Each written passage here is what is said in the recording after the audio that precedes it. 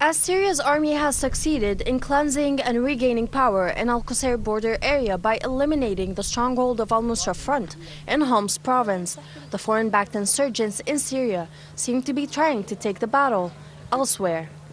7 Grad rockets have been fired in the past 2 days into Lebanese towns near the Syrian border. Unlike the previous deadly attacks, this time the damage was only material. Foreign-backed armed insurgents have time and again repeated that they are attacking military targets for the Lebanese resistance movement Hezbollah, though so far the only targets they have attacked have turned out to be civilian homes and institutions. A divine hand is what this woman believes stopped a horrid massacre from taking the lives of her 5 nephews and their parents. The kids always sit here in the kitchen. God had mercy on us, as no one was home then. We have heard their threats, but we are just patient and we have faith in Allah. We will not give up. We would never leave our homes and land.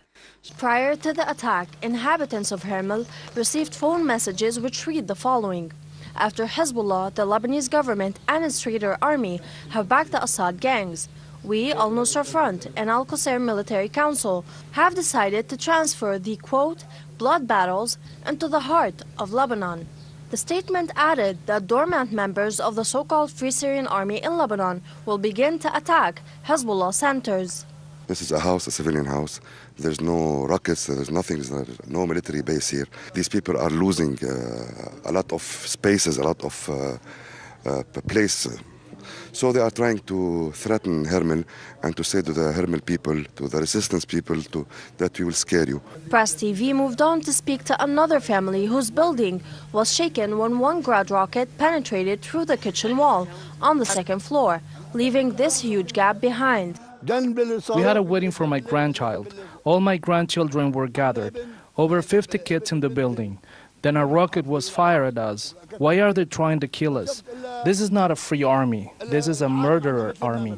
Due to their exposure to armed gangs' terror, people in these regions have assembled what they call popular committees, designed to protect Lebanese citizens.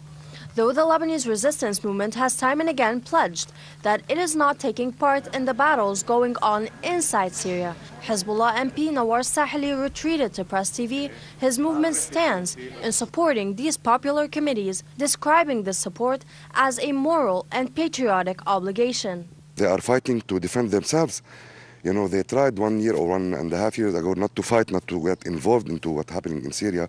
But the other groups, the armed group, try to kill them and to kill the civilian people and to let them go out of their houses and their lands. So what's happening, they are defending themselves and they are helping the Syrian army and the popular committees to defend their people, the women, the childs, and that's what's happening. We are not afraid or ashamed to say that.